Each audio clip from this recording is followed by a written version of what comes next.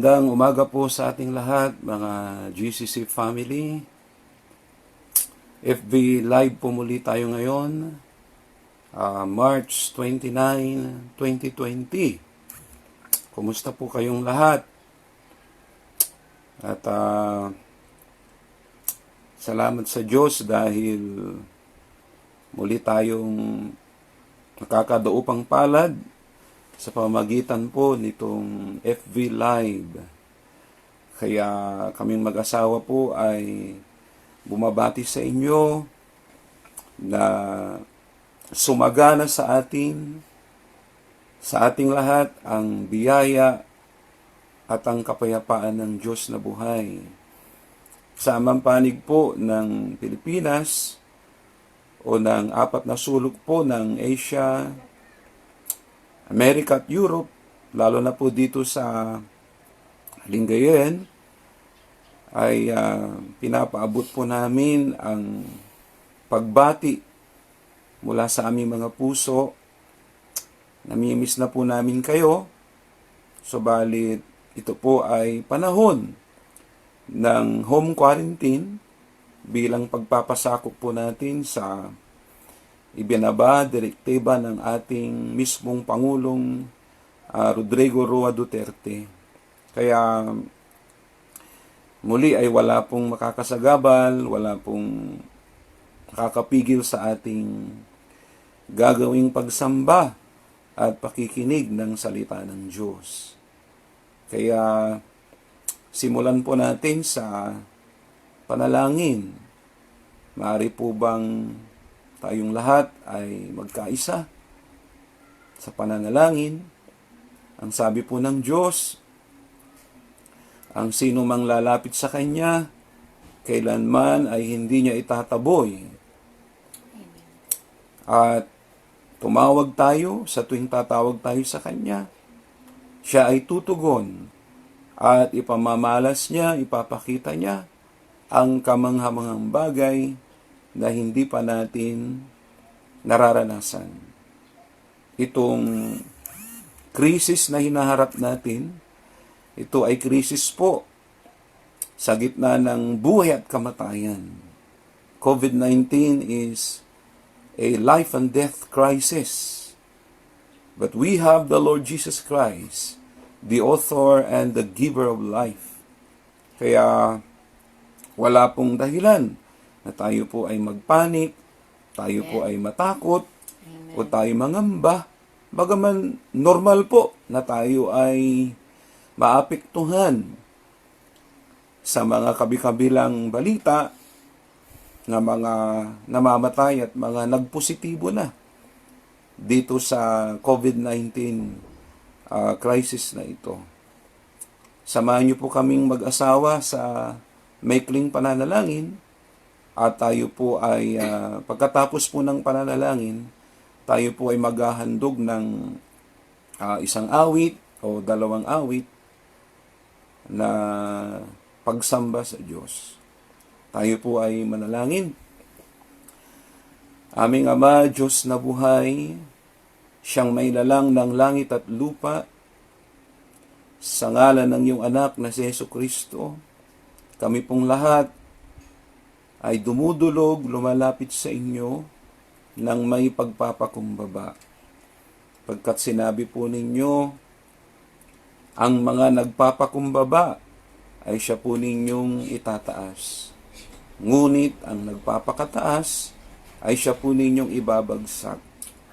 Kaya kaming lahat, O Diyos, na mga anak po ninyo, hindi lamang ang GCC family, Linggay ng Dagupan, kundi sa lahat ng sumasabay, nakikiisa, nananalangin ngayong umagang ito.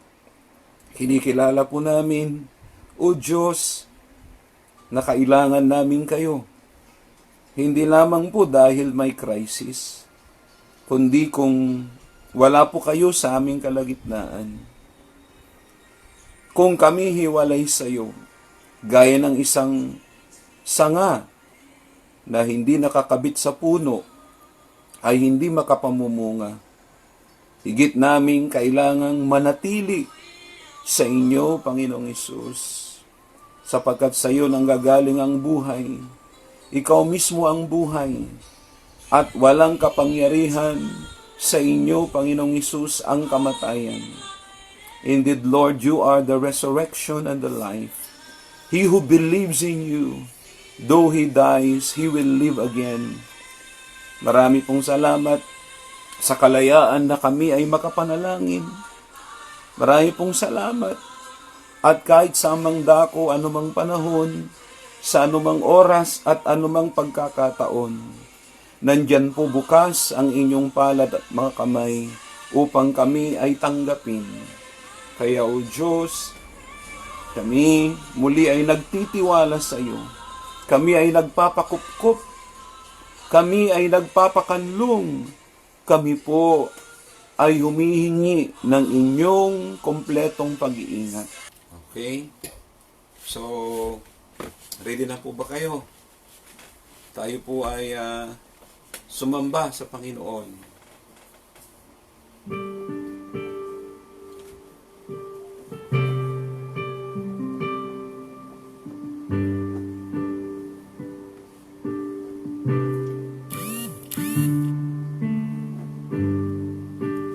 Draw me close to you.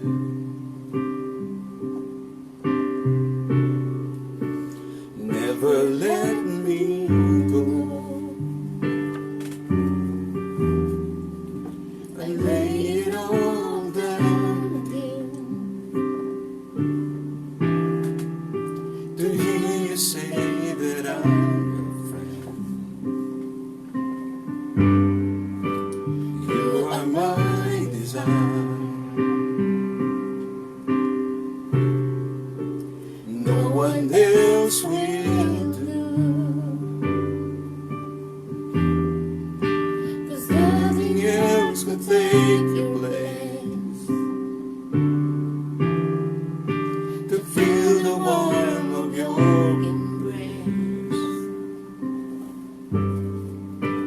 Help me find the way. Bring me back to you. Sing it from the very start. Draw me close. Draw me close to you.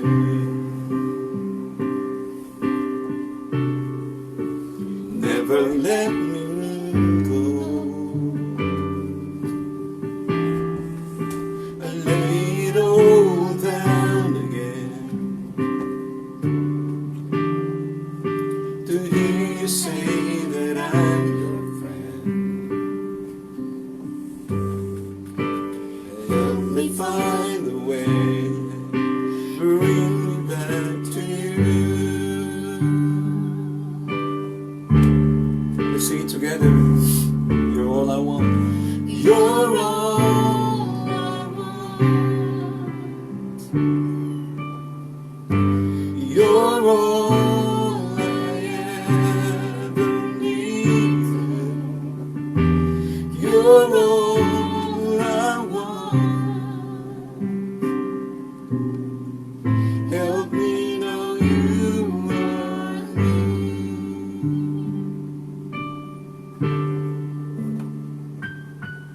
Draw me close. Draw me close to you. Never let me go. Never let me go. I lay it all down again to hear you say that I'm your friend. You are my desire. You are my desire. No one else. No one else will do. There's nothing else could take your place. To feel the warmth of your embrace. Help me find the way. Bring me back to you.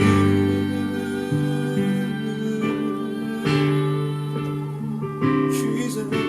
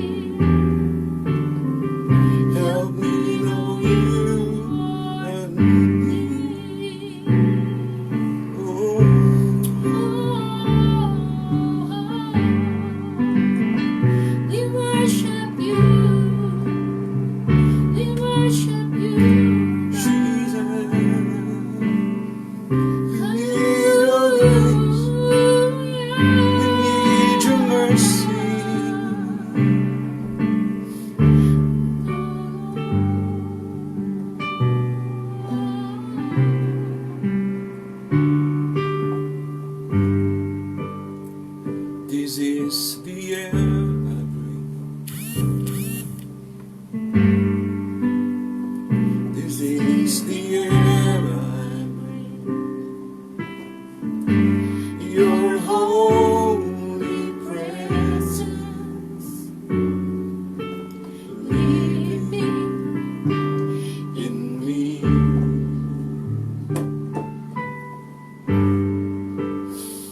This is my daily bread. This is my daily bread. Your very word spoken to me, and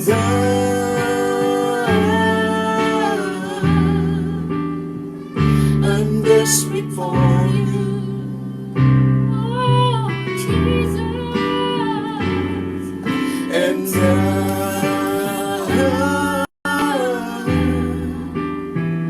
I'm lost without you.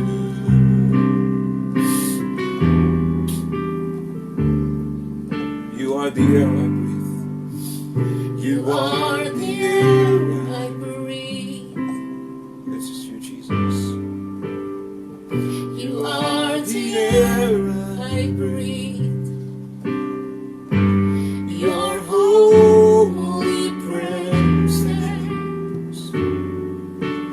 living in me.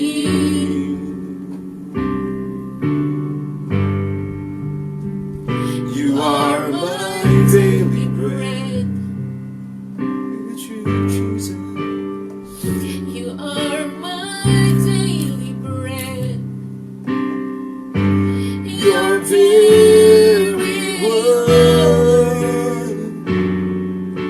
spoken to me, and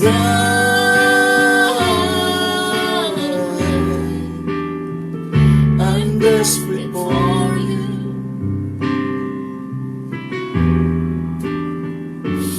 And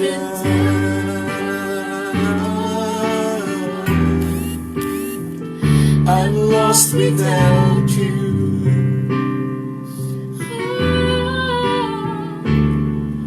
And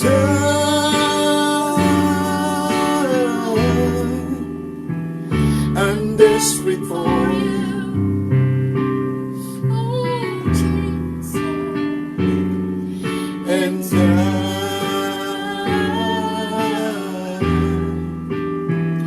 I'm lost without you. Oh, we are lost without you. I'm lost without you. We are lost without you, Lord. Jesus, without you, we're lost. I'm lost without you.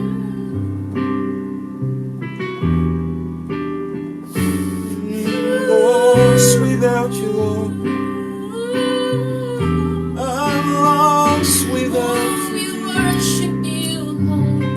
We worship you, God. Hallelujah. You are worthy, Lord. Oh, God. Jesus. Oh, Jesus. Hallelujah. We worship you, Lord. Oh,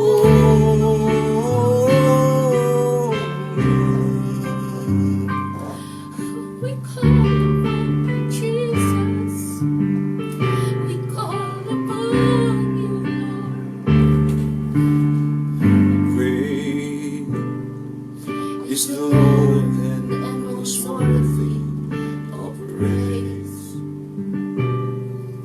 In the city over above the holy place, the joy of the earth.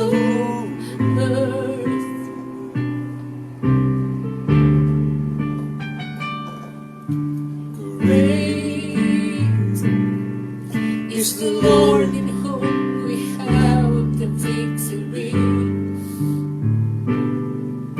He fights us against the enemy.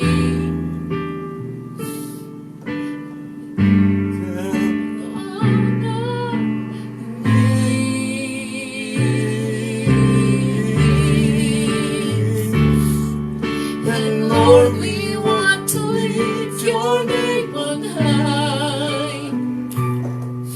And Lord, we want to thank you for the works you've done in our lives. And Lord, we trust in your unfailing love. For you alone are God eternal, throughout the earth and heavens above.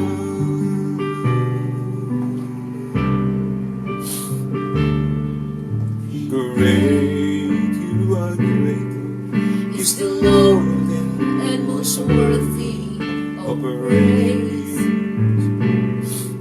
In the city of our God, the holy place, the joy of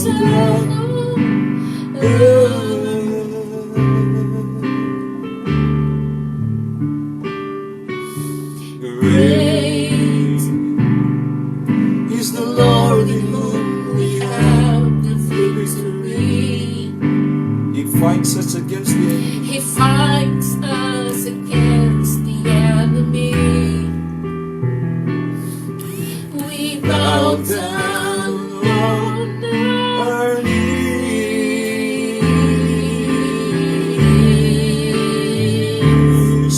And Lord, we want to lift your name on high. And Lord, we want to thank you for the works you've done in our lives. And Lord, we trust in your unfailing love. For you alone are God eternal, throughout the earth and heavens. And Lord, we want to lift your name on high. And Lord, we want to thank you for the works you've done in our lives. And Lord, we trust in your unfailing love. For you alone are God eternal, throughout the earth and heavens above. For you alone are God eternal, throughout the earth and heavens above.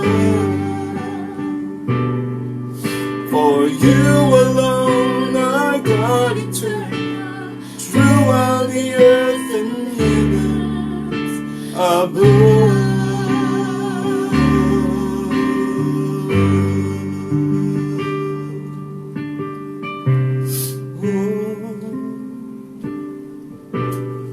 Jesus,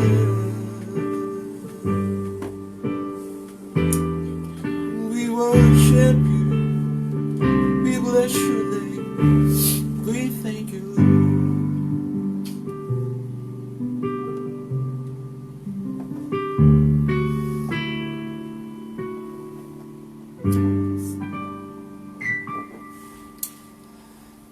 Ayan po, sana po ay nakasabay kayo sa ating pagsamba, sa ating pong ginawang pag-awit sa Panginoon. At naniniwala po tayo na nakarating sa puso ng Diyos yung ating pong sama-sama, sabay-sabay na pagsamba. At ngayon naman po ay sisimulan natin ang pangangaral ng salita ng Diyos. Sisimulan po natin ang pagbulay-bulay sa kanyang mga salita. Nais ko pong ibahagi o pag-usapan po natin ang magagawa ang kapangyarihan ng Diyos sa ganitong panahon ng krisis. Ang Diyos po ay napaka eksperto. Masasabi kong eksperto siya pagdating sa panahon ng krisis. Nang ibig ko pong sabihin ay eksperto po siya sa pagbibigay ng paraan o kaparaanan kung papaano natin mapagtatagumpayan, malulusutan ito pong krisis ng COVID-19. Dahil malinaw po sa Biblia, ang Diyos ay Diyos siya sa panahon ng krisis. Hindi po siya nag-iiwan, hindi po siya nagpapabaya.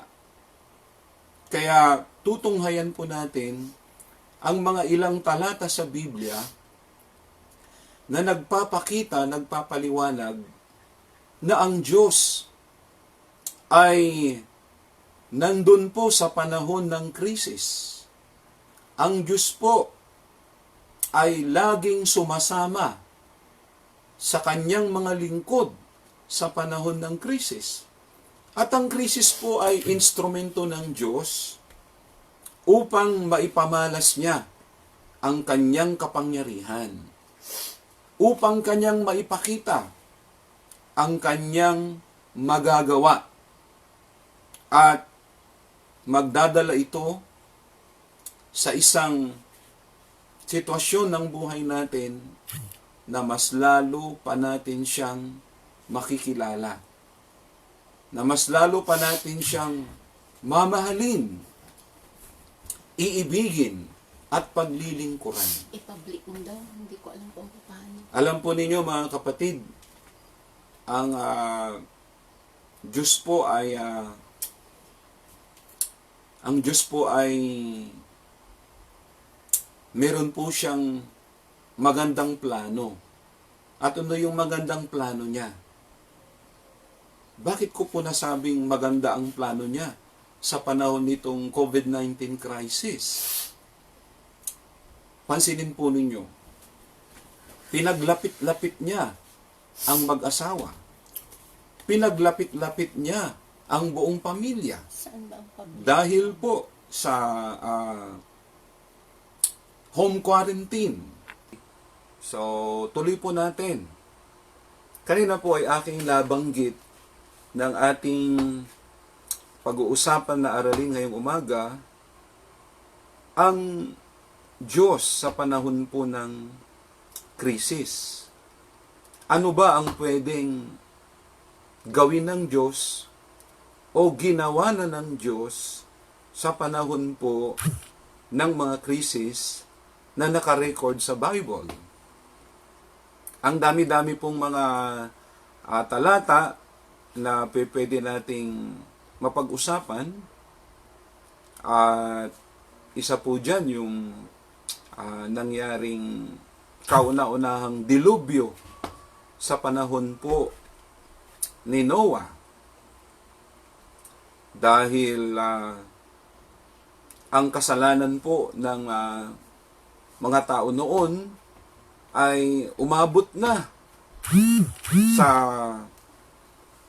ikinasama ng loob ng Diyos. At mapapansin po natin na ang Diyos ay ipinapahintulot niya ang ganong mga krisis dahil po sa kasalanan. Yan po ang malinaw na dahilan. Bago natin pag-usapan yung pwedeng gawin ng Diyos at ano nga ba ang ginawa ng Diyos at kaya niyang gawin sa panahon ng krisis, ay mabanggit ko po muna ng isa sa pinakadahilan bakit ang Diyos na mapagmahal, ang Diyos na siyang nagpatawag na ating Ama, ay bakit po siya nagpahintulot ng ganong katindi ng krisis na ang kapalit ay buhay ng tao. Ito po ay dahil sa kasalanan. At itong nangyayaring krisis ng COVID-19 na masasabi ko pong life and death crisis, it is a crisis between life and death, dahil mapamayaman, mapamahirap, mayamang bansa, third world country, no one is exempted. Wala pong nilalampasan ito.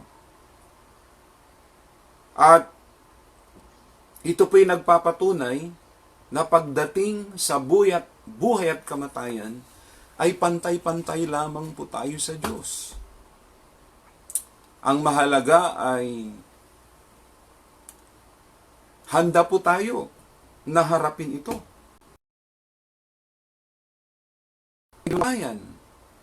Kundi ang pagharap din sa may nilikha o siyang lumikha sa atin. At naalala ko din nung panahon nila Moses, yun po ay isa sa mga pinakamatinding pangyayari na ang lahat po ng mga sanggol o mga bata, edad 2 pababa, ay sila po ay pinagpapatay ayon sa utos ng paraon. At naulit din po ang crisis na ito nung panahon nila Elijah at Elisha, na ang uri ng krisis nila ay mas matindi sa nararanasan natin. 4 na kabayo na lamang ang natitira, kabayong pangdigma. At dumating din ang panahon na yung mismong mga sanggol na anak nila ay kakainin nila para lamang mag-survive. Kaya ito pong nararanasan natin na COVID-19 crisis between life and death, ito po'y hindi na bago. Mayroon pang mas naunang malala. Kahit nga po nung panahon ni Jesus Christ, ang ating Panginoong Hesus, nung siya ay nagkatawang tao. Dahil po ayaw ng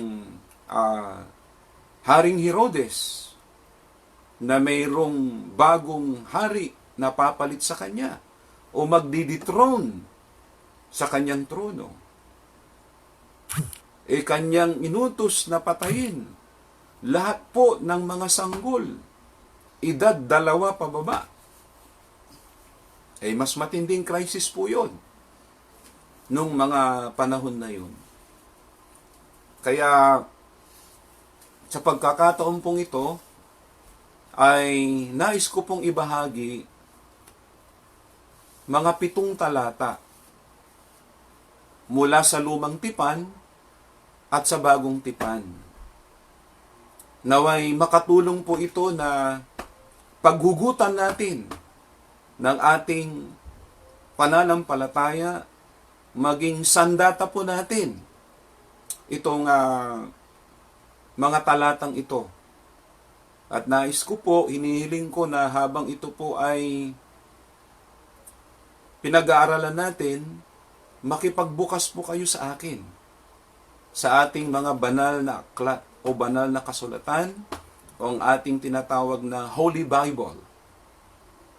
Marapat po na tawagin na nating Holy Bible, hindi lamang Bible. Sapagkat ang Bible po ay nailalagay na sa ating mga gadget, sa ating mga cellphone, sa ating mga laptop, iPad. Kaya kung meron po kayong Bible dyan sa inyong mga cellphone, pwede nyo pong buksan. At i-record nyo po ito. Nais pong ipakita ng Diyos dito that God is not only able, but He is also willing. Ibig sabihin, ang Diyos, hindi lamang siya may kakayanan, hindi lamang siya makapangyarihan, kundi gustong-gusto niya na tayo po ay kanyang kalingain sa pamamagitan ng mga talatang ito na atin pong pag-uusapan. Okay, una pong talata ay nasa 2 Chronicles chapter 25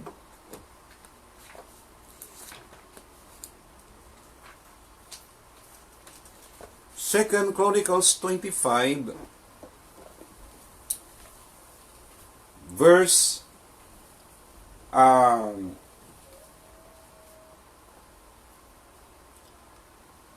verse 9.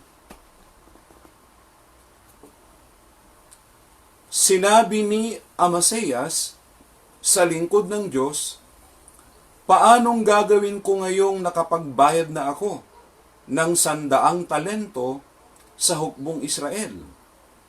Sumagot ang lingkod ng Diyos, huwag na po kayong manghinayang sa halagang iyon. Magagawa ni Yahweh na bigyan kayo ng higit sa ibinayad ninyo.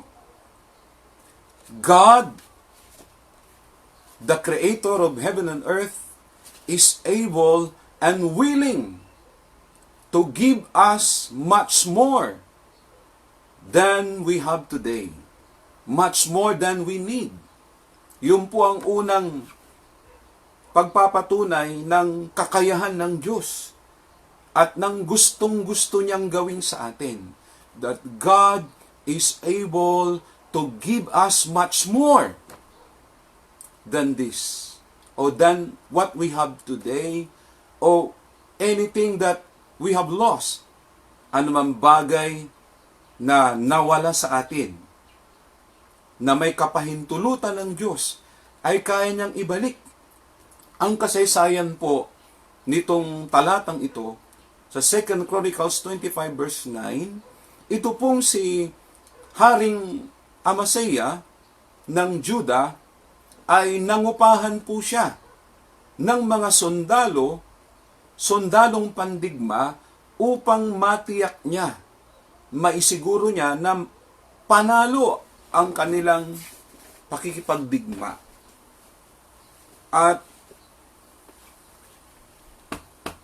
ang kwento dito, nirebuke ng Diyos o hindi pinayagan ng Diyos na umasa si Amasya doon sa mga karagdagang sundalo niya na kanyang binayaran.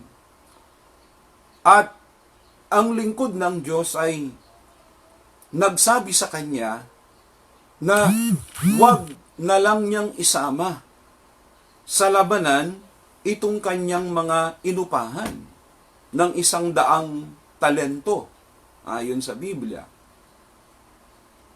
At ang sabi ng lingkod ng Diyos ay magagawang palitan ng Diyos itong pinanghihinayangan ni King Amasya. Ano po ang application nito? Sa panahon o mga panahon na tayo po ay tumulong, tayo po ay nawalan, tayo po ay nanakawan, o kahit sa panahon na tayo po ay walang-wala na o naubusan, maari ng pinansyal o ng material, o nakikita natin at tayo nangangamba na maari pong maubusan tayo ng stocks ng pagkain. Pero ang Diyos po ay nagpapakilala that God whom we serve is able and willing to give us much more than what we have today. Much more than what we have spent. Anumang bagay na mayroon na nga tayo ngayon ay kayang ibigay ng Diyos. 2 Chronicles 25 verse 9. God is able to give us much more. Kaya, sa panahon po na tayo ay tutulong, kung nasa kalagayan tayong tumulong, huwag po tayong manghinayang. O yung mga bagay na naitulong natin sa mga nangangailangan. Ito man ay pinansyal, ito man ay material, ito man ay panalangin. Ang Diyos po ang nagsasabi sa atin, mga anak, kaya ko kayong bigyan. Kaya ko at gustong-gusto kayong bigyan ng higit pa sa maaari nating hilingin sa Kanya. Yan po ang Diyos sa panahon ng krisis. May pangamba po na maaring ma-extend itong extreme quarantine na ibinaba ng ating extreme enhancing quarantine. Maaari po itong tumagal pa. Siyempre, ang pangamba po ng maraming mamamayan, lalo na po dito sa Pilipinas, ay baka magkaubusan. Kaya nagkakaroon ng panic buying. Isipin po natin, ang tao, ayon sa pagkakalikha ng Diyos, kaya po nating mag-survive gaya ng modelong ginawa ng Panginoong Hesus. Kaya nating mag-survive ng kahit 40 araw o higit pa, basta mayroon pong tubig.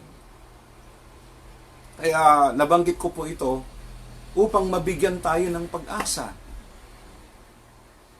Ano kung maubusan tayo ng pagkain? Ano kung maubos ang mga paninda dyan sa mga grocery? Ang Diyos, kaya tayong bigyan ng higit pa sa mga bagay na pinanghihinayangan natin. Okay? Pangalawa po, sa Book of Daniel, Daniel chapter 3, ito po yung panahon, actually the whole chapter po ito po yung panahon na ang haring Nebuchadnezzar o Nabucodonosor sa Tagalog ay nagbaba po siya ng isang utos na ang lahat ng mamamayan sa buong Babylonia ay kinakailangang sumamba dito sa ribultong ginto na kanyang ipinagawa. At ang parusa dito, walang sinasanto ang utos ng Haring Nebuchadnezzar, ang sino mang hindi sasamba o mananalangin sa ribultong ito ay ihahagis sa 7 beses na naglalagablab na pugon. Nakakatakot po yun. Dahil ang utos ng hari, ika nga hindi mababali. Subalit mayroon pong 3 kabataang Israelita o Hebreo na walang kinatatakutan, kundi ang Diyos na kanilang kinikilala, sinasamba't pinaglilingkuran. Ang pangalan nila ay si Shadrach, Meshach at Abednego. Actually, ito po ay bininyag ng pangalan sa kanila. Pinalitan na ang kanilang Hebreo na pangalan. At ang 3 kabataan na ito ay mayroon po silang malalim na pinagsamahan. Mayroon po silang relasyon bukod sa kanilang pananampalataya sa Diyos ng bansang Israel. At dumating ang panahon na nabalitaan po ng Haring Nebuchadnezzar o Nabucodonosor na mayroong 3 kabataang lalaking sumuway sa kanyang utos. Kaya wala siyang magawa, kundi ipahuli ang 3 binatang ito na si Shadrach, Meshach, at Abednego. At walang pagdadalawang isip, ang berdugo ay kinuha ang tatlong kabataang ito. At sila ay dali-daling ihinulog, inilagay doon po sa naglalagablab na pugon na ito'y pinainit pa ng 7 beses. Naturally, literally, wala pong mabubuhay doon. Ay mapasok ka nga lang sa iyong daliri, iindahin mo. Masakit at mamamaltos pa ito ng ilang araw. Yung buong katawan po nila ay inilagay doon sa naglalagablab na pugon ng apoy. At ang sabi ng talata, hindi pa nakakaalis yung berdugo'y siya'y namatay sa tindi ng init nung naglalagablab na pugon. Subalit, mayroon pong himalang nangyari.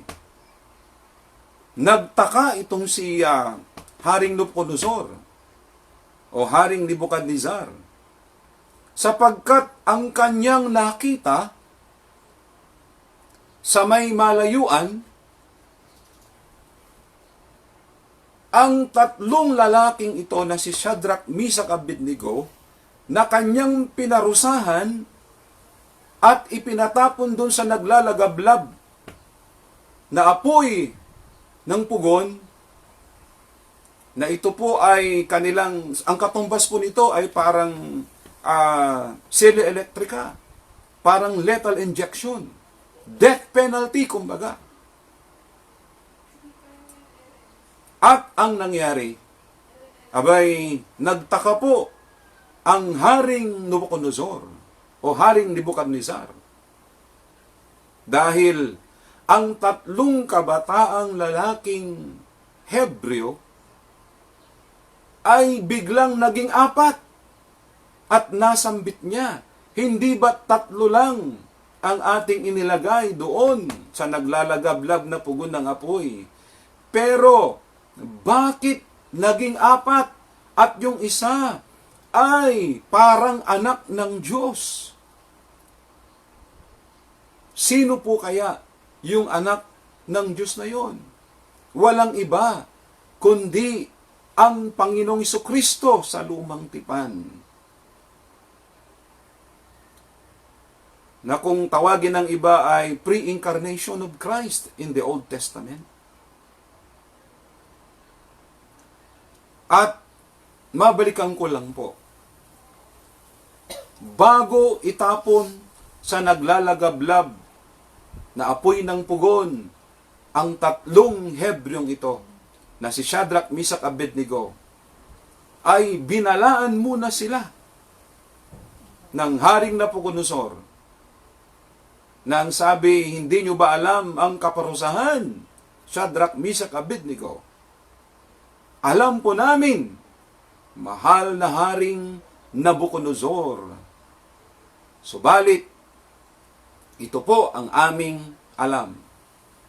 Ang sabi po nung tatlo, God is able to deliver me or deliver us from the hands of the enemy. Ang ibig sabihin, ang Diyos magagawa kaming iligtas sa gitna ng kamatayan dito sa naglalagablab na pugon ng apoy. Subalit, ang sabi po ni Shadrach, Meshach, Abednego, kahit hindi kami iligtas ng aming Diyos, hindi pa rin kami sasamba diyan sa ipinatayo po ninyo, mahal na Haring Nabucodonosor. Mawalang galang na lang. Ika nga sa Tagalog version. Kung Pilipino, itong si Shadrach, Meshach at Abednego, kanilang masasabi, mawalang galang na nga po, mahal na Pangulong Nabucodonosor. Pero hindi pa rin kami sasamba. But this is the great thing God has done in the life of these three Hebrew children, Shadrach, Meshach, at Abednego, hindi nila pinanghinayangan ang kanilang buhay. Kaya naman ang Diyos, nagpakita po siya in the Old Testament, ang Panginoong Hesus. Doon po mismo sa panahon ng crisis o krisis ng kamatayan, sinamahan si Shadrach, Meshach, at Abednego. At kung ang mananampalatayang mga kabataang Hebreong ito ay hindi pinabayaan ng Diyos, tayo pa kaya, mga kapatid? Lalo na ngayon ang Panginoong Hesus ay nagkatawang tao na at siya'y muling nabuhay sa ikatlong araw. Nabayubay sa krus ng Kalbaryo at siyang nangako sa atin, kailanman hindi niya tayo iwanan. Hindi niya tayo pababayaan. Matthew 28 verse 20, sasamahan nga niya tayo hanggang sa katapusan ng sanlibutan. Nagawa niya ito nung hindi pa siya nagkatawang tao. How much more ngayon na siya ay nasa piling na natin. God, our Lord Jesus Christ, God the Father, God the Son, God the Holy Spirit, is able to deliver us, to set us free in this COVID-19 life and death crisis. Sapagkat hindi siya nagbabago. Jesus Christ promised us that He is the same yesterday, today, and forever. Hindi siya nagbabago.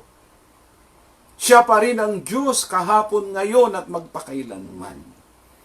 Alam niya kung papaano niya tayo ililigtas. Tulungan ng Diyos itong mga espesyalistang doktor na finally ay ma-formulate na po. Maging positibo na ang pagsasagawa nila ng gamot o vaccine nitong COVID-19. Pangatlo po na talata, sa panahon ng krisis, sa New Testament naman po tayo pumunta. Dito po sa aklat ng Korinto, chapter 9. Tignan po natin. Sa ikalawang Korinto, chapter 9, verse 8. Ito po ay panahon na ang mananampalataya ay nasa panahon po sila ng hikahos. Sila po ay naghihirap dahil dadaanan ng lahat ng Kristiyano, lahat ng anak ng Diyos, minsan ang kawalan. Sabi ni Pablo, alam ko kung paano mabuhay ng nananagana at alam ko rin kung paano mabuhay ng naghihikahos. Kaya dito po sa ikalawang Korinto, 2 Corinthians chapter 9 verse 8, King James Version, and God is able to make all grace abound in you or towards you, that you always having sufficiency in all things at all times, that in all things at all times we will abound in every good works. Ang Diyos po ay may kapangyarihan at kakayahan na tayo po ay pasaganain sa lahat ng panahon, sa lahat ng pagkakataon, upang sa lahat ng bagay, tayo po ay managana sa pagkakawang gawa o paggawa ng mabuti, pagtulong sa ating mga kapwa. Ngayon po ang panahon na maipakita natin ang ating pagmamalasakit at tulong, hindi lamang po sa pagbibigay ng relief goods, yung maipanalangin po natin ang ating mahal na Pangulo, maipanalangin ang ating gobyerno, ay napakalaking tulong po yun. At ang Diyos ang nagbibigay sa atin ng mayamang biyaya, masaganang pagpapala upang makatulong. Yun po ang tulong na magagawa natin sa ngayon. At kung tayo man ay nasa kalagayan na sapat, enough ang ating biyaya, financial, material, ay mano ba naman yung tayo ay mag-grocery ng extra at tumulong sa mga nangangailangan. Yan po ang magagawa ng Diyos sa panahon ng krisis, na magagawa pa rin niya tayong pasaganain sa panahon ng krisis. At ang kasaganaang binabanggit ko po ay hindi lamang pinansyal, hindi lamang material. Alam po ninyo, ito yung panahon na ibinubuhos ng Diyos ang kanyang masaganang biyaya.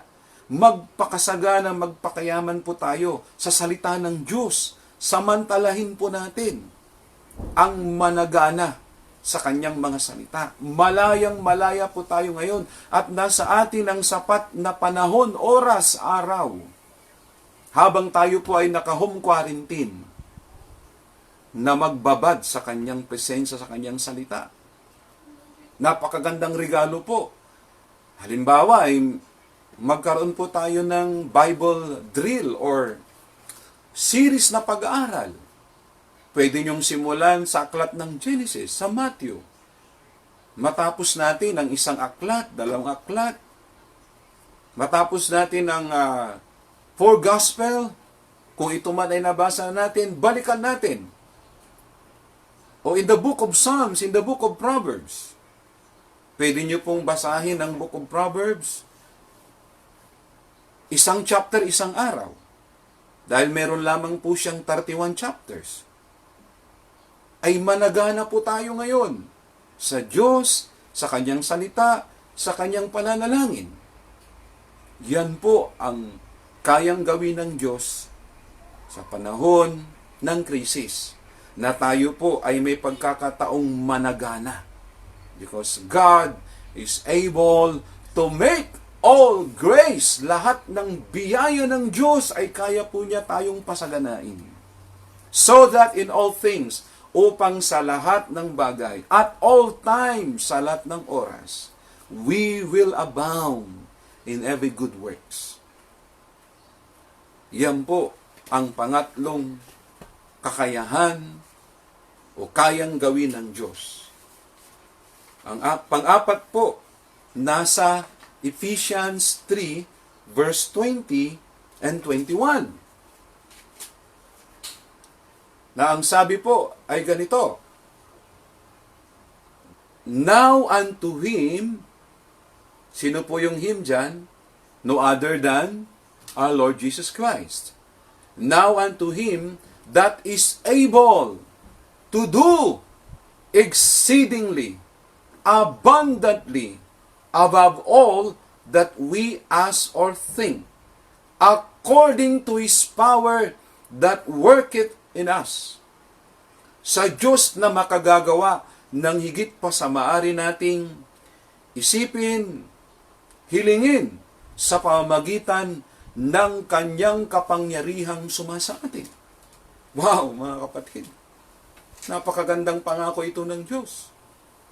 Ang kanyang kapangyarihan ay kumikilos sa atin.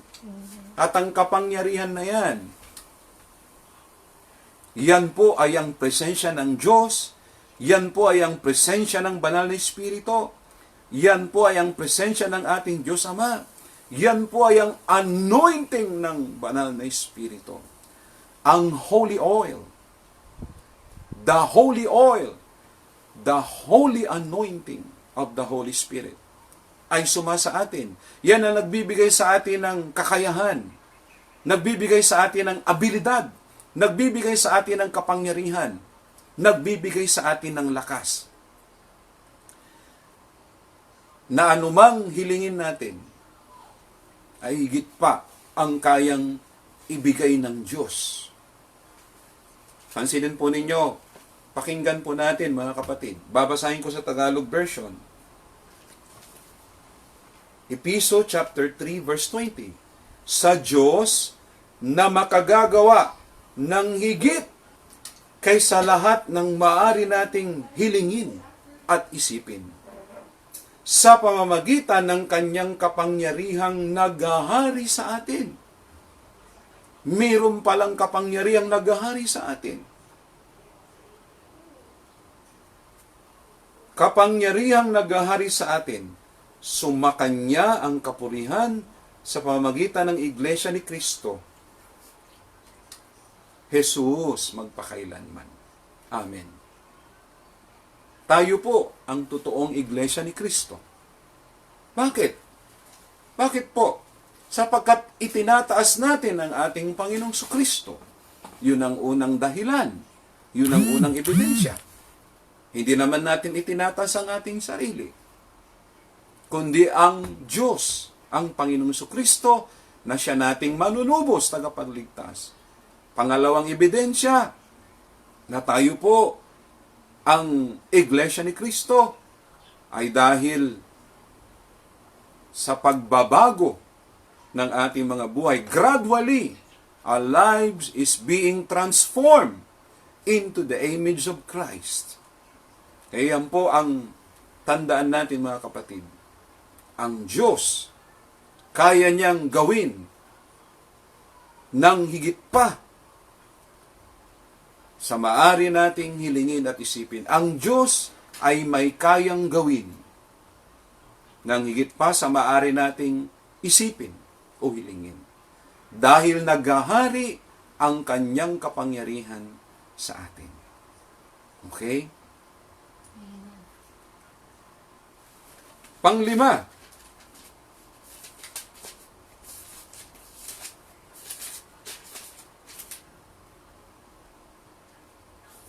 sa 1 or 2 Timothy chapter 1 verse 12, ikalawang Timoteo chapter 1 verse 12, ito po ay pinanindigan, pinaniwalaan, itinuro at ikinabubuhay ni Apostol Pablo. Sa ikalawang Timoteo chapter 1 verse 12, sa Tagalog version, basahin ko po. At iyan ang dahilan kaya ako nagdurusa ng ganito. Yung mga suffering ni Pablo, suffering with Christ, kung tawagin natin, ay kanyang isinulat dito sa Timoteo. O 2 Timothy chapter 1 verse 12. Gayon may, sa kaligtaan po, nang naging krisis ng mga pagdurusa ni Pablo dahil sa kanyang pagsunod, pagmamahal kay Kristo na ipangaral ang mabuting balita. Nagdusa po siya, pero sa kanya, ito ang kanyang paninindigan. Gayon may, hindi ko ikinahihiya ang nangyayaring ito sa akin. Ang nangyayaring ito sa ating kapanahunan bilang Kristiyano ay hindi po tayo dapat nahihiya. Kaya nga po, nag-aabang ako, nagmamatsyag ako, naway wag ipahintulot ng Diyos. Pero until now, sa akin pong pagkakaalam, ay wala pong nababalitang lingkod ng Diyos o sino mang anak ng Diyos, nakakilala ko, ang nagpositibong tinamaan o tinamaan na ng COVID-19. Ito po'y patunay na tayo po ay balot o tayo po ay armado ng proteksyon ng Diyos, na kung tawagin po sa Job ay heads of protection. At ituloy po natin itong sinasabi ni Pablo. Gayon may, ito yung sinasabi ni Pablo, sa kalagitnaan ng pinagdaanan po niyang krisis sa kanyang buhay. Dahil po sa pagsunod kay Kristo. So hindi exempted yung mga sumusunod kay Kristo na hindi tatamaan o hindi aapektuhan ng krisis. At naalala ko nga po, minsan nag-uusap kami, nagsisharing kami Diyan po sa may garahe, bago kami manalangin, kasama ko po sila Archie, sila Kuya Ton, sila Pastor Ophel, at akin pong nabanggit. Sa Biblia, ang unang-una pong tinamaan sa krisis ng kamatayan ay si Job. Pangalawa po, sa New Testament naman, ay si Lazaro, na kapatid ni Marta at ni Maria. Pero hindi po ito nagtapos sa kanilang physical na kamatayan. Ang ibig sabihin, hindi yung krisis ng pagsubok kay Job, bagamat tinamaan po siya ng pigsa o bukol o boil sa English, ay hindi po nagdala o nag-uwi sa kanyang kamatayan. Subalit, ito pong si Lazarus, na kapatid ni Maria at ni Marta, ay nauwi sa kamatayan. Pero ang magandang balita, sa ika-4 na araw, ay muli po siyang binuhay. At kayang ulitin ng Diyos po yan, kung kanyang mamarapatin. Na sakali man, may mga lingkod niya, huwag namang ipahintulot ng Diyos na tatamaan, ay kayang buhayin ng Diyos ang kanyang mga lingkod gaya ng ginawa niya kay Lazarus. Bakit? Because Jesus Christ is the resurrection and the life. Siya ang may hawak ng buhay at ng muling pagkabuhay. Nakakatuwang isipin na meron tayong Diyos na kayang bumuhay ng mga literal ng patay. Kagabi po ay pinanood naming pamilya bilang bonding time namin right after po naming magkaroon ng family devotion. Yung pong magkaroon ng family devotion, yung pong aming pinanood ay yung pong breakthrough. Kung ito'y napanood nyo na po, nakakalakas ng pananampalataya pag ito po'y inyong pinanood. Ito po'y true story na naganap noong 2015 at ito'y isinapelikula po nila. Ituloy ko po itong 2 Timothy chapter 1 verse 12 na naging pinanghawakan o paninindigan ni Apostol Pablo sa panahon ng pagharap niya ng krisis. At sabi nga dito gayon may hindi ko ikinahiya ang nangyayaring ito sa akin, sapagkat lubos kong nakikilala ang aking pinananaligan at natitiyak kong maiingatan niya hanggang sa huling araw ang ipinagkatiwala ko sa Kanya. Panghawakan po natin, mga minamahal kong kapatid sa Panginoon. Ano-ano ba yung mga pinagkatiwala natin sa Diyos? Gaya namin. Gaya ko po, ipinagkatiwala ko sa Diyos ang aking mga kapatid na nasa ibang bansa. Mga OFW sila sa Dubai. Sila OG, sila Bewley, sila June. Lagi ko silang ipinagkakatiwala. Lagi namin silang mag-asawang pinagkakatiwala sa Diyos.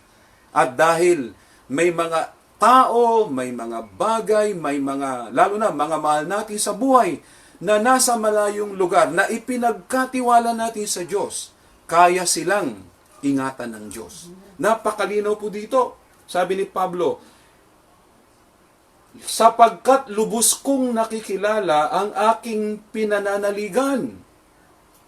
Sino po ba ang ating pinananaligan? Ang ating Diyos, na siyang may akda, may hawak ng ating buhay. Hindi lang ng ating buhay, pati ng kamatayan. Na nakatitiyak tayong maiingatan. Maiingatan ni Kristo Jesus ang mga bagay na pinagkatiwala natin. Mga future natin, mga pangarap natin. Hindi pa po katapusan ng mundo. At sa mga nagtatanong, ito na po ba yung palatandaan ng rapture? Ito po'y masasabi ko, ang sagot ko po'y initial, preliminary. Kumbaga, practice lang ito. Kanino? Practice sa mga maiiwan. Kasi, sa panahon po nitong krisis nila o yung tinatawag po na panahon ng mga ng end time, ng mga naiwan, walang mabibili o walang makakabili bagamat may mabibili at walang makapagbebenta bagamat may mga paninda. Nasa Revelation 13 verse 17 and 18 po yun. Kaya panghawakan po natin itong ikalimang pangako ng Diyos ng kanyang kakayahan na lahat ng bagay na ipinagkatiwala natin sa Kanya. Mga anak natin, mga mahal natin sa buhay, mga bagay po na pinangarap natin, kayang ingatan ng Diyos yan. Hanggat nakaupo siya sa Kanyang trono, ay kaya niya po tayong ingatan, mga kapatid. Pang-anim po, na talata na kayang gawin ng Diyos sa panahon ng krisis. Nasa Hebrews 7 verse 25. Ito po'y nakakatuwang isipin o nakakatuwang bulayin, intindihin na ang Panginoong Hesus dito sa talatang babasahin ko ay napaka-aktibo pa rin po niya. Tumatrabaho po ang Panginoong Hesus. Gumagawa po ang Panginoong Hesus dito. Sa anong paraan? Babasahin ko po muna. Sabayan niyo po ako. Hebrews 7 verse 25. Wow.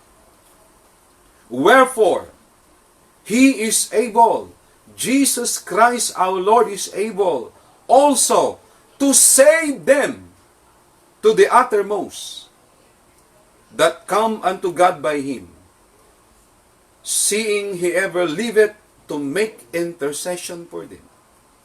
God is able, ang Diyos ay may kakayahan, may magagawa, na tayo po ay Kanyang iligtas, sapagkat siya'y nabubuhay magpakailanman, for Jesus Christ ever lives to intercede for them. Wow! Mga kapatid, may dakila tayong saserdote na nananalangin hanggang ngayon para sa atin.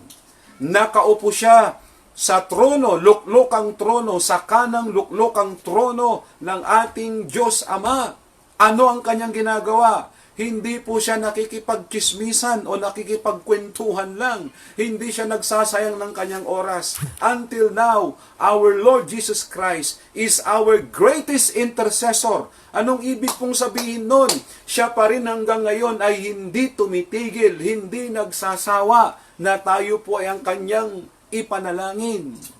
For there is only one mediator between God and man. Isa lamang talaga ang tagapamagitan. Hindi po si Virgin Mary, iginagalang natin siya, nirerespeto natin siya bilang naging instrumento ng ating Diyos upang ipagbuntis ang ating Panginoong Jesucristo nung siya'y nagkatawang tao. Pero ang ating pong kinikilala na tangi o siyang nag-iisa lamang na tagapamagitan, the only mediator between God and men, no other than the Lord Jesus Christ. At ano uli ang kanyang ginagawa? Wow! Parang isang napakahusay na abogado na ipinaglalaban ang ating kaso. Ito'y isang pag-aakusa. Sino? Ni Diablo. Pero wala siyang talo. Kasi ang ating pong abogado, pinakamahusay, pinakamagaling, ang Panginoong Jesucristo. At ang judge, ang huwis, ay ang kanyang tatay, ang ating Diyos Ama. Kaya walang talo. Ano ibig sabihin nun? Ano mang nagagawa po natin na pagkukulang, pagsalangsang, pagsuway, hindi pagsunod sa Diyos, walang sawang namamagitan ng Panginoong Jesucristo para sa atin, na kanyang sinasabi, Ama, Alalahanin mo ang ginawa kong pagtubos sa kanila, yung pagbabayad ko ng aking banal na dugo. Ama, yun ang isaalang-alang mo. At hindi makatanggi ang Diyos Ama, kundi pagbigyan ang kahilingan ng ating Panginoong Hesus. Nananalangin man tayo sa panahon na tayo nakaluod o hindi, si Yesu Kristo, 24 hours a day, hanggat hindi pa dumating ang tinakdang panahon na siya ay magiging hukom sa panahon ng kanyang pagbabalik. Walang sawa po siyang nananalangin, namamagitan para sa ating lahat ng mga anak niya. Wow! Napakasarap pag-usapan po yun. At ang pangpito, nasa Jude or Judas chapter 1 verse 24. Itong Jude or Judas na ito, chapter 1 verse 24, hindi po yung si Judas Iscariote ang author nito, kundi yung isang Jude na disipulo ng ating Panginoong Kristo. Ito po ang nakasulat. Akin pong babasahin. Sabayan niyo po ako. Jude 1 verse 24. Now unto Him, who is that Him? The Lord Jesus Christ again. Now unto Him that is able to keep you from falling and to present you faultless before the presence of His glory with exceeding joy.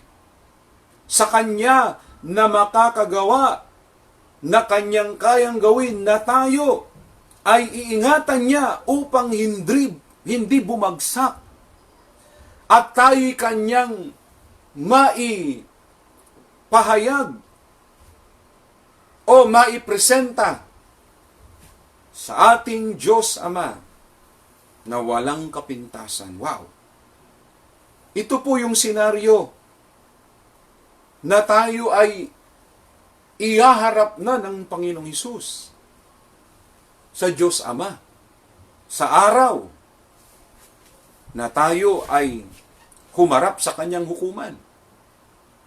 Tayo raw ay kayang ingatan ng Diyos na hindi bumagsak o hindi mawala sa Kanyang sentro ng kalooban. Pag tayo po ang kumapit sa Diyos, parang ganito po, ito yung kamay ng Diyos, itong aking kanang kamay, at tayo po ito. Pag tayo po ang hahawak, mayroong posibilidad na tayo makabitaw. Bakit? Sapagkat tayo po ay mahina. Tayo po minsan ay napapagod. Tayo po minsan ay nakakalimot. Pero ang Diyos, ang kamay ng Diyos na makapangyarihan, walang tsansa, walang pagkakataon na Kanya kang mabibitawan. Behold, the keeper of Israel, neither sleep nor slumber. Ang tagapag-ingat ng bayang Israel ay hindi naiidlip ni minsan hindi natutulog. At ang Diyos ng bayang Israel, siya rin po ang Diyos natin na kinikilala.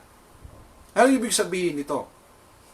May mga panahon tayo po ay nakakalimot. Tayo po ay nagkakamali, nagkakasala. Tayo po ay nagigilty. Tayo po ay nagkakaroon ng mga pag-aalinlangan. Subalit walang problema yan. Sapagkat tinugunan ng Diyos dito sa Jude 1 verse 24. Yung mga bagay na hindi na po natin kayang kontrolin, abutin, solusyonan, ang Diyos po ang gagawa nito. God is able to keep us from falling. At hindi lang yun, to present us faultless in the presence of His glory. Wow! What a great promise! To present us faultless. Kaya niya tayong iharap sa Diyos na ating Ama nang walang kapintasan. Paano niya gagawin yun? Ay sa pamagitan po ng kanyang banal na dugo. Sabi nga ng Ephesians chapter 1 verse 4, God chosen us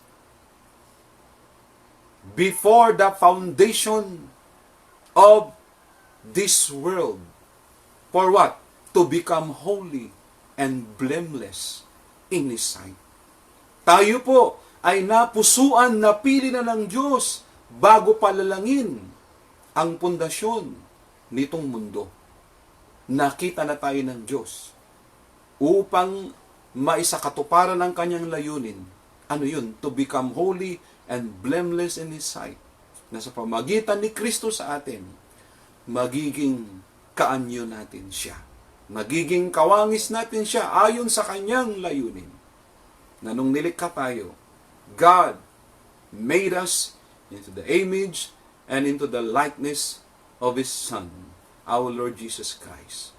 Kaya itong mga 7 talata, pangako ng Diyos na ito, ay panghawakan po natin. At ang Diyos, binibigyan tayo ng siguradong solusyon. Panigurado po na kakayahan niya sa panahon o kalagitnaan ng krisis. Kaya bago po tayo magtapos sa pananalangin, ay maaari po ba dudulog ulit tayo sa Diyos sa pamamagitan muna ng pagsamba. Aawit po tayo sa Diyos at sabay-sabay nating ihandog ang ating puso, ang ating buhay, i-recommit uli natin ang ating relasyon sa Kanya. Kayo man ay natatakot, kayo man ay nangangamba, normal po yan. Pero wag nating hayaan na yan po ay manaig sa ating puso, sa ating isipan, sa ating damdamin. Hindi kalooban ng Diyos na tayo po ay pinaghaharian ng takot, pangamba, o mga alalahanin. Ipagkatiwala natin sa Kanya ang lahat ng mga bagay na yan. Kaya, pwede bang samahan nyo kami ulit mga asawa sa ating pong pag-awit at awitin po natin yung Hold Me Close, o sa Tagalog ay yakap mo. Ito po ang mga awitin na kailangan natin ngayon. So, awitin muna natin yung Tagalog version and then sa English version. And after this worship song, ay sabay-sabay po tayong mananalangin. Anong gagawin nating panalangin? Pananalangin po na ihahandog uli natin. Ipagkakatiwala natin ng buong buo ang ating mga buhay. Ayon doon sa 7 talata na ating napag-aralan, nakakayahan ng Diyos. Sige po. At aawit ulit tayo sa Panginoon. Sabayan niyo po kami.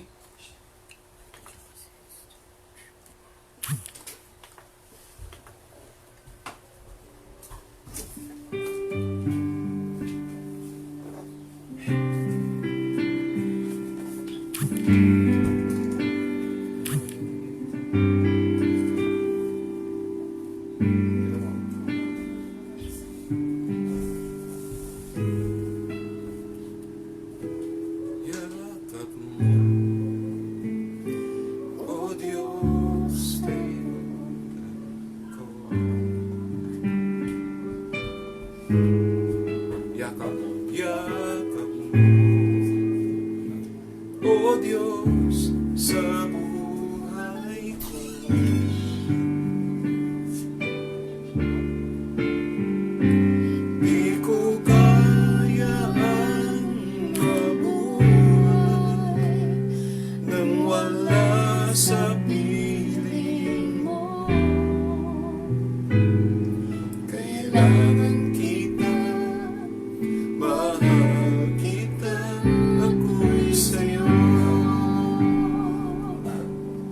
Bisan pa, yakap mo. yakap mo, O Diyos, kailangan ko.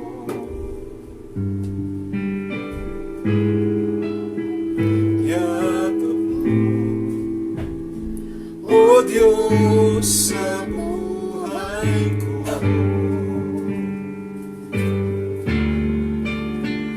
Hindi ko kaya ang mabuhay nang wala sa piling mo.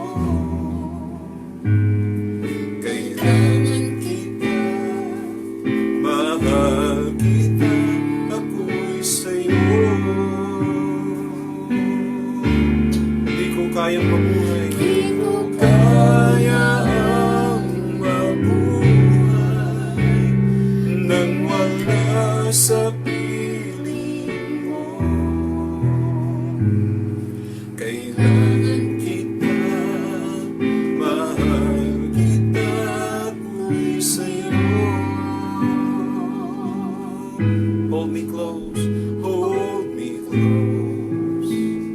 You're always at my side.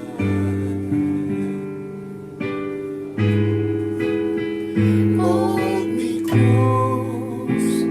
Your love is more than life.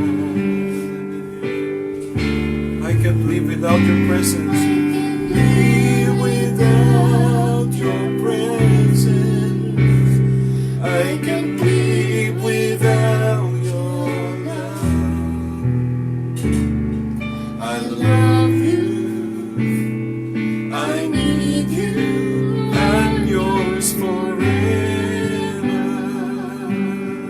I can't live. I can't live without your presence. I can't live without your love. I love you. I need you. I'm yours forever. Hindi ko kayang mabuhay. Hindi ko kaya ang mabuhay nang wala sa piling mo. Kailangan kita, mahal kita, ako'y sa'yo.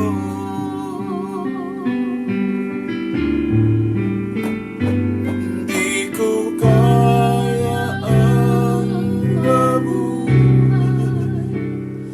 nang wala sa piling mo. Kailangan kita, mahal kita, ako'y sa'yo. Kailangan ka namin, Panginoon Hesus. Kailangan kita, mahal kita, ako'y sa'yo.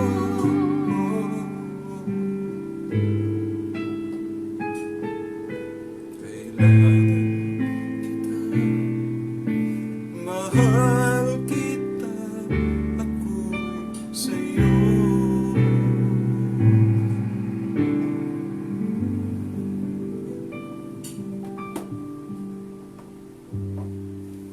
Sabay-sabay po tayong manalangin ngayong umaga. Kung sakali po na hanggang ngayon, meron po kayong pangamba, takot, o meron kayong alalahanin na hindi mawala-wala, hindi umaalis sa inyong puso't kaisipan, isuko po natin sa Diyos. Higit sa lahat, ihandog uli natin ang ating mga puso, ang ating buong buhay sa Kanya. Sapagkat si Kristo lamang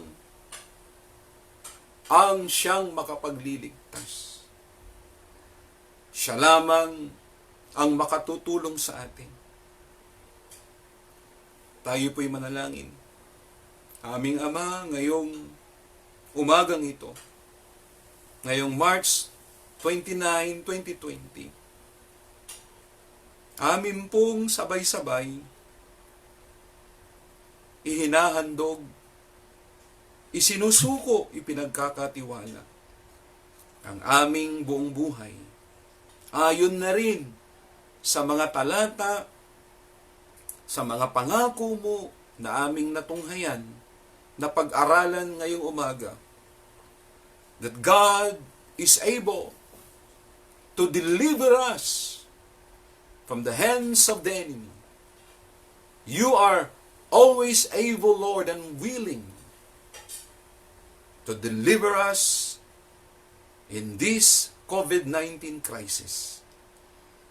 Secondly, God is able to give us much more than we need, than what we have, or anything that we have lost, Lord. Ang mga bagay na nawala, humulagpos sa amin, ay kayang-kaya niyo pong ibalik. God is able to do exceedingly, abundantly far above all that we could ask or imagine, according to your power at work within us. Sa Diyos na makagagawa ng higit pa sa maari naming hilingin o isipin, sa pamagitan ng iyong kapangyarihan na naghahari sa amin. God is able to keep that which I have committed to Him against the day. Kayo na Diyos ay makapangyarihang magagawang ingatan lahat ng mga ipinagkatiwala namin sa iyo. Kaya hindi ng Diyos na aming sinasamba, tinatawagan, dinadalanginan, ay Diyos na makagagawa na pasaganain kami sa lahat ng bagay, sa lahat ng panahon, upang kami magsiyaman sa paggawa ng mabuti. God is able, you are able, Lord, to make all grace abound in us, so that in all things at all times we will abound in every good works. And God is able to save us to the uttermost, for you ever live to intercede with us. Kayo ay Diyos na kaya kaming isalba, iligtas, hanggang sa kaduluduluan, hanggang sa katapusan nitong krisis na ito, at hanggang sa iyong muling pagbabalik, sapagkat ikaw ay nabubuhay, Panginoong Hesus, upang mamagitan para sa amin. At kayo rin ay Diyos na kaya kaming ingatan upang hindi kami malayo sa iyo. God is able to keep us from falling and to present us faultless in the presence of your glory. Sa Diyos na magagawa kaming ingatan upang hindi bumagsak o malayo sa iyong kalooban. At kami maiharap ng walang dungis, walang kapintasan sa presensya ng Diyos Ama. O salamat sa mga pangakong ito. Sa lahat ng dako, sa mga sulok ng daigdig, Luzon, Visayas, Mindanao, Asia, America, Europe, lalo na sa GCC family, dito sa Lingayen, Dagupan, maabot ng panalangin ito. O salamat po, Ama. Balutan niyo po uli kami ng iyong makapangyarihan dugo, mula ulo hanggang talampakan namin. Maging buong pamilya namin, ang buong sambayan namin, ang bansang Pilipinas lalo na, ang aming mahal na Pangulong Rodrigo Roa Duterte, ang aming pangalawang Pangulo Leni Robredo, magkaisa po sila sa pagsugpo nitong COVID-19 na ito, na naayon sa batas, kasama ng aming Senate President Teto Soto, ang aming Speaker of the House, Cayetano, Panginoon, ang lahat ng mga senador, department heads, undersecretary, lahat ng mga governors, congressmen, mayors, hanggang barangay captain, at lahat muli ng mamamayang Pilipino sa bawat kanya-kanya nilang tahanan, ay inyo pong lingapin. Muli kaming balutan, pahiran ng iyong banal na dugo. At lampasan kami ng kamatayang dala nitong COVID-19, kung papaano na iningatan po ninyo ang inyong bayang Israel. Lang bawat hamba ng kanilang tahanan na may pahid ng dugo, o Diyos, ng hayop na pinili ninyo, na siyang sinunod ng bansang Israel, ay nilampasan sila ng angel of death.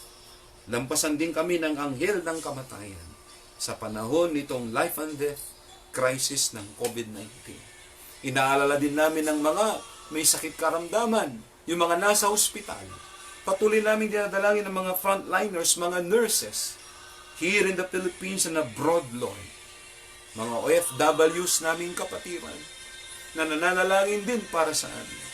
Lahat ng mga misyonero, lahat ng mga lingkod mo, lahat, O Diyos, ng mga nagtitiwala sa iyo, nagsisihanap ng iyong panganganlong at pagkukup. Kaming lahat ay iyong isalba, iligtas. Maraming pong salamat. Muli sa pagkakataong ito, na kami ay nakapag FB Live streaming sa aming Sunday service. Pagpalain niyo ang bawat pangangailangan ng inyong mga anak.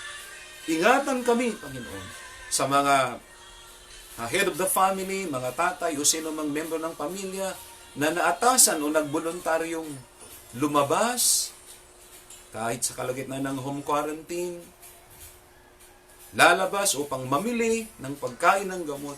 Ingatan niyo po sila. Balutan ninyo ng iyong makapangyarihang dugo ang aming bansa, ang aming buong bansang Pilipinas, at apat na sulok ng mundo. Salamat po aming Ama. Ibinabalik namin sa iyo muli ang pinakamataas na parangal, papuri, pagsamba sa tanging pangalan ng aming manunubos mananakop, tagapagligtas na si Hesus Kristo, at ang lahat po'y magsabi namin, Amen and Amen. Salamat po. God bless us all. Mabuhay tayong lahat. At muli, paalala po namin mag-asawa, stay strong, safe, and healthy at home. Mas ligtas po tayo na sumusunod sa Diyos at sa ibinaba ng ating Pangulo at ng ating pamahalaan. So, nandito po si Pastor Ofer para sa short announcement po natin. Okay? Hello po. God bless everyone. On Sunday, mag-prepare po tayo ng ating bread and juice. Bahala na kayo kung anong juice ang gusto nyo. Kaya kung mamamalingki kayo, bili na lang kayo ng juice para sa ating communion service. Thank you and God bless. Abatan nyo rin po yung ating Zoom app.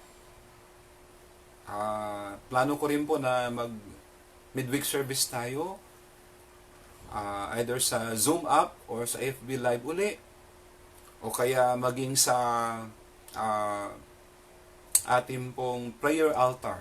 Basta abatan nyo po. At sisikapin po natin na maihatid ang ating pong gawain through social media, either dito po sa FB Live streaming natin or sa Zoom app. At sisikapin ko pong makapag-login. Nalimutan ko po kasi yung aking password, kaya medyo nahirapan po tayo. Alam nyo na, hindi tayo techie, hindi tayo nag-aaral pa lang po tayo, but sisikapin po natin na maiparating sa inyo ang ating pong gawain. Salamat po. Mabuhay po kayo. At sa mga nais ituloy ang kung nagtatanong po kayo, nag-i-inquire kayo dahil diniklara po ngayon ng ating pong mga mga founders sa PCEC, dito po sa Intercessory IFP for the Philippines, Intercessory for the Philippines, na ngayon po ay National Fasting Day natin. Wala pong problema kung 1 meal lang yan. O, nasa inyo pong kakayanan, sa inyong conviction. Gusto yung ituloy ng 2 meals, gusto yung ituloy ng 24 hours, basta more on water po tayo. Ako, more on water. Kung maaari, wag po yung malamig na tubig. Wala mo ng soda, wala mo ng soft drinks, wala mo ng mga sweets, ano po. Basta kung ang kaya po ninyo ay 1 meal lang, ay partial fasting, wala pong problema. Ang mahalaga po ay yung puso natin na nag-ayuno, na atin pong inaasam ang pagtatanggol, pagdiligtas ng Diyos. At isa pa pong reminders na ay sakali po dumating ang panahon na mawakasan na ito, i-shorten ng Lord ito, ay plano ko rin po, panalangin ko na tuloy-tuloy na ang ating FB live streaming o yung Zoom app. Opo, tulungan ako ng Diyos na maipagpatuloy po ito. Kaya kung may mga prayer request po kayo, mag-send lang kayo sa ating GCC United family at magpapanalanginan po tayo. Panalangin nyo rin po kami mag-asawa. Nung una po ay naiinip po ako dahil sanay akong humahayo. Hindi ka talaga makahayo ngayon.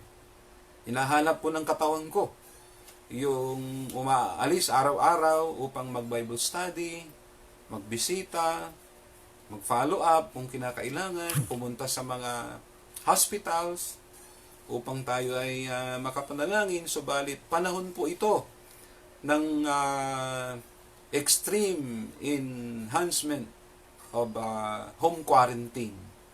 Kaya mas tama po na tayo sumunod muna. Let's enjoy our family bonding. Ano po? Ang ginagawa po namin dito sa bahay ay si Elroy at Ren ay nagda-download po sila ng mga wholesome na dapat panuorin. Gaya po nun, yung breakthrough, paano nyo po, yung miracle, ano po, yun po ang magandang panuorin ngayon. Ano po, dahil wala namang live na pwedeng panuorin ngayon, kundi ang balita. Okay? Kaya maraming salamat po sa inyong pakikiisa. Stay safe, strong, and healthy na lang po sa ating mga tahanan. Kung kayo po ay nabuboring, edi magbasa ng Bible. Mag-Bible drill po tayo, mag-series, Bible reading po tayo. Panagsauli, makinig ng songs. O gaya po ng ginawa ko, inuwi ko yung isang speaker dito at tumutugtog ng gitara, ng keyboard para malabanan natin yung pagkaburyong. Ano po, isa pa pong ginawa namin, baka makatulong din po, nag-general cleaning po kami. Hindi pa kompleto yung general cleaning, pero sinimulan po naming nilinis itong aming screen ng bintana. So, tanggal po yung mga alikabok. Yun po ang pwede natin gawin. Marami tayong pwedeng gawin sa loob ng tahanan. Ano po, bukod sa pananalangin, bonding time, ay gawin nating makabuluhan yung home quarantine. Ano po, kung tayo po'y napagod, di ihiga, matulog, magpahinga. Pero wag yung sobrang pahinga. Dahil magkakaubis po tayo, wag sobrang pagkain. Ano po, kaya salamat po sa mga nag-wave dyan. Jackie, dyan po sa California, sila Christian. Kumusta po kayo dyan? Si Angeline, dyan po sa Infanta. Kumusta kayo ni Philip? Yan, mga GCC family, salamat po sa inyong pakikiisa. Yan, sila OG, sila Bewley, sila Rex, dyan sa Riyadh, sila June. Kumusta kayo dyan? Menchi, sila Oliver, Oliver, yata na Eden. Oliver, yung kapatid ni Edin, Oliver. Ingatan siya ni Lord. Oligario, pinapanalangin namin kayo dyan. Oo, papanalangin ka namin, Oliver. Basta manalangin ka rin dyan. Oliver, dyan sa kung saan ka mang sama ng ruta nyo ngayon, kayo man ay naglalayag, ingatan kayo ng Diyos dyan. At hindi namin kayo tatantanan sa panalangin. Hi po sa lahat ng mga taga GCF Hong Kong. Mabuhay po kayo. Joe, dyan sa Macau. Joseph, kumusta dyan sa Caloocan? Okay, so mas ligtas po tayo pag nasa tahanan. Okay. Salamat po muli. Gaya ng biro ko po, it's hard to say goodbye. It's more easier to say good day. Salamat po. God bless us all.